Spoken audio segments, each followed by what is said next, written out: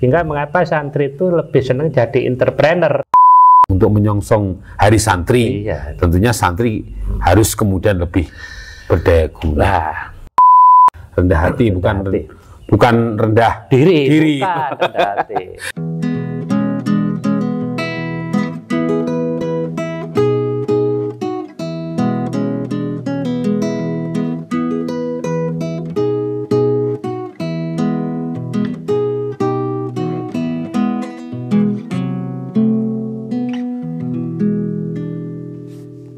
Assalamualaikum warahmatullahi wabarakatuh. Waalaikumsalam warahmatullahi wabarakatuh. Alhamdulillah Rabbil Alamin. Malam hari ini kita kembali jumpa dalam program khusus Kopi Sesuluh.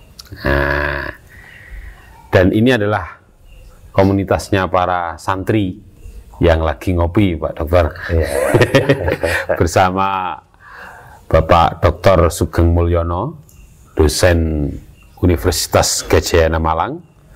Maka kita ke depan mau membincang tentang santri, Pak Dokter. Terus bagaimana santri itu sendiri secara makna kita harus paham terlebih dahulu.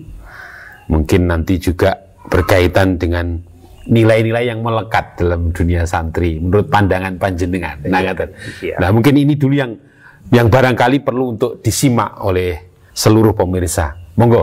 Oke. Makasih Pak Ustadz Zain. Assalamualaikum warahmatullahi wabarakatuh. Waalaikumsalam warahmatullahi wabarakatuh. Bismillah, alhamdulillah, amma ba'du. Tadi sudah diprolog oleh Pak Zain tentang tema santri. Saya kira ini sangat tepat momentumnya karena 10 hari lagi kita itu kan akan merayakan Hari Santri Nasional.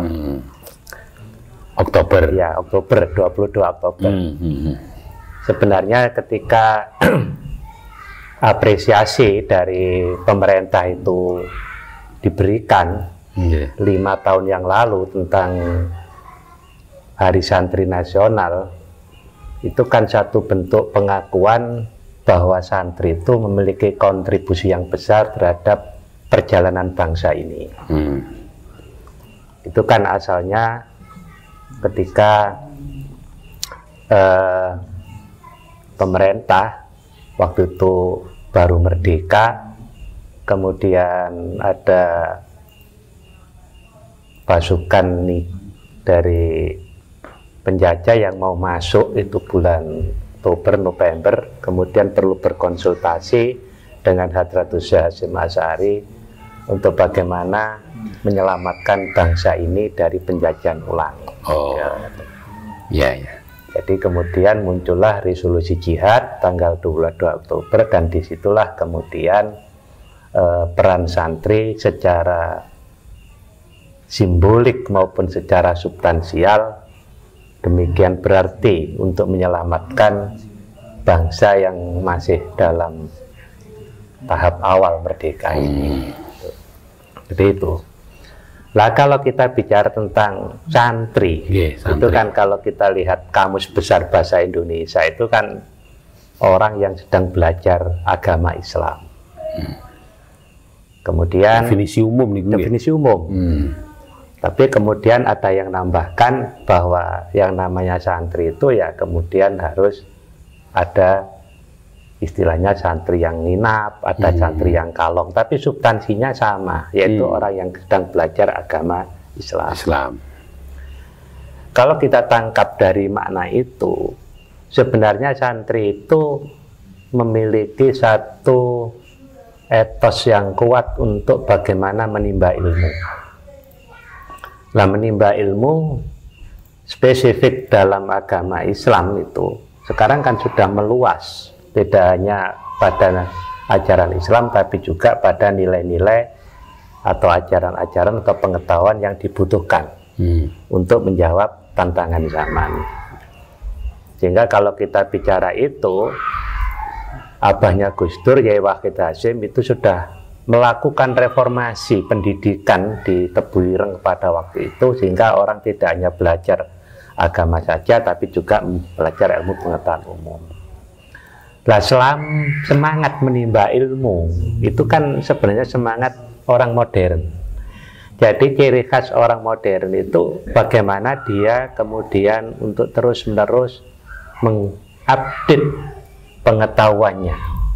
Dia bersedia untuk melakukan perubahan. Nah, santri itu seharusnya juga harus bisa terus berubah. Berubah, ingin maju, ingin berkembang sesuai dengan zamannya. Itu kira-kira filosofinya di situ, Pak Yain. Nilai-nilainya yang melekat ke dunia santri itu apa yang melekat ke santri itu?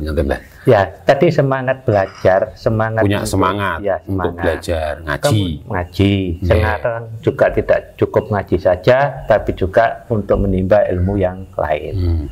Kemandirian, mungkin barangkali kemandirian. Loh, kemandirian jelas sudah melekat sejak awal. Karena ketika orang itu nyantri, itu kan identik untuk bisa ngurus dirinya sendiri. Konsep awalnya kan begitu, tekek pondok, mulai ngeliwet-ngeliwet dewe, kemudian cuci-cuci sendiri, itu kan semangat awalnya. Tapi ketika sekarang sudah berbeda eranya, tapi spirit kemandirian, spirit etos kerja, itu harus tetap dipertahankan. Karena apa? Karena era yang sekarang ini, yang katanya era revolusi 4.0 yang semuanya serba instan, semuanya serba gampang, itu harus diikuti dengan etos kerja yang kuat. Lah, etos ini sudah dimiliki santri sejak awal, sehingga ada riset itu bahwa orang yang memiliki etos kerja kemandirian itu muncul dari budaya santri. Itu seperti tulisannya Clifford Geertz itu, The Java Religion. Hingga mengapa santri itu lebih senang jadi entrepreneur daripada untuk menjadi seorang pegawai. Ini semangat kemandirian. Nah, inilah yang dibutuhkan hari-hari ini. Karena negara yang modern itu kalau entrepreneurnya banyak, sekitar 2% dari total penduduk. Nah, santri ini yang kemudian harus bisa mentransformasikan diri untuk menjawab tantangan era-era hari ini. Oke, jadi gini Pak Dokter. Jadi mungkin barangkali tadi sudah ada pemaknaan santri, bahwa santri itu adalah orang yang mendalami ilmu agama. Lalu kemudian tadi nilai yang melekat di dalam pribadi seorang santri ada kemandirian. Oke, terus kemudian ada semangat untuk belajar. Mungkin tawaduk masuk enggak nih? Oh, tawaduk jelas. Itu kan tradisi awal santri. Oh, berarti tawaduk, rendah hati, ngerti nggih? Rendah hati, bukan rendah diri. Bukan rendah hati. Rendah hati. Itu kan diajarkan sejak awal ngajine ya taklimul muta'alim, kan gitu. Jadi kemudian adab ya, perilaku adab yang baik. Nah, sekarang itu istilahnya mungkin dengan istilah soft skill, dia punya empati, ya, empati pada yang sesama, apalagi pada orang yang lebih senior. Ya, jadi misalnya katakanlah 3 itu aja. Jadi dari semangatnya dia belajar, lalu kemudian dia memiliki kemandirian, kesederhanaan, pernah nangis di pondok, kuatkan mentalnya kuat, jelas. Terus kemudian juga dia memiliki ketawaduan. Nah, ini kalau dalam bahasanya jenengan tadi kan ditransformasikan dalam kehidupan. Itu modelnya untuk kekinian sekarang ini kayak apa? Yang pertama begini, semangat untuk terus mencari ilmu itu kan tidak harus dipahami sekolah, kan tidak. Karena bisa belajar dengan teknologi, belajar dengan melihat realita, kemudian belajar untuk terus semangat menambah kapasitas dirinya. Itu satu. Yang kedua, diikuti dengan etos kemandirian. Karena etos kemandirian itu menjadi penting ketika era hari ini semua bisa diputuskan dengan tanpa harus melakukan secara kolektif. Dulu ada tulisan kalau nggak salah dari Naisbitt, from institutional help to self-help. Self-help, orang harus bisa menolong dirinya sendiri. Lah, santri sejak awal itu memang sudah diajari untuk kemandirian itu. Artinya menolong Ya, dirinya sendiri. tapi kelebihannya santri kemandirian tanpa menghilangkan persaudaraan. Jadi tetap kemandiriannya ada, tapi kemudian persaudaraan, nilai-nilai ukhuwah itu tetap terjalin. Nah ini yang kemudian orang kalau bisa berhasil, itu kan antara lain networkingnya harus bagus. Nah networking itu dibentuk dengan semangat ukhuwah ini. Dodolan opo iki lah jembem. Iki nek gak jaringannya gak sok mlaku. Gitu loh.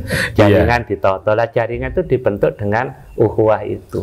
Jadi ada persaudaraan. Kemandirian tapi tidak menghilangkan ukhuwah.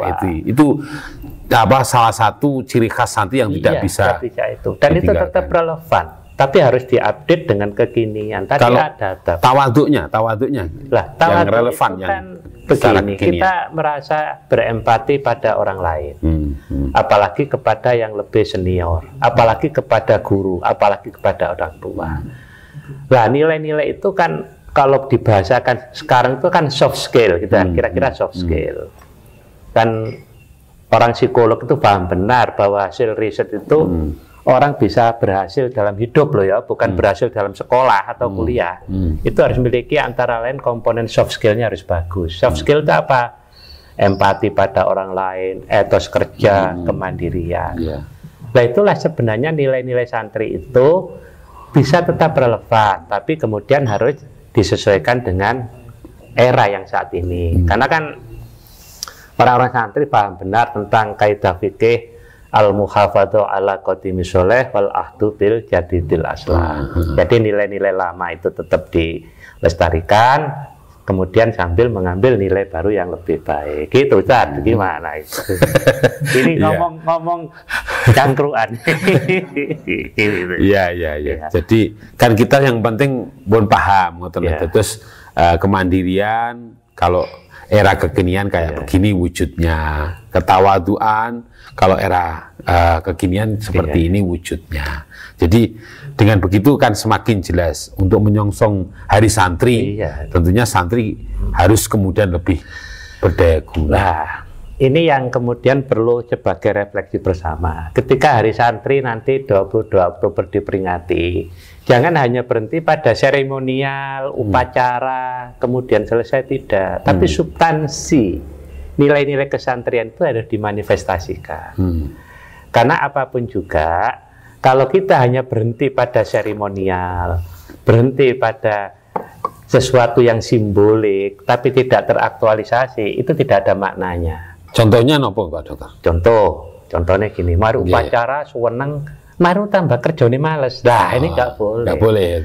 Sudah upacara seneng, tapi kemudian semangat untuk belajarnya rendah, tidak boleh. Jadi aspek yang simbolik, seremonial itu ditangkap sebagai spirit untuk mengimplementasikan nilai-nilai kesantrian. Jadi itu. Jadi harus tidak ada kata malas buat santri. Nggak ada kamus itu, tidak boleh. Ya, jadi wujudnya disiplin, tertib, terus kerja keras. Iya, kan ajarannya seperti itu. Ajarannya dasarnya memang seperti itu. Sekarang tak tanya, sekolah di mana? Kalau di pesantren itu pagi subuh harus sudah bangun. Terus kemudian harus masak dulu, kemudian berangkat sekolah, pulang seperti itu. Itu kan secara tidak langsung mengajarkan loh, urip itu ya kudu ngono iku, perjalanan itu.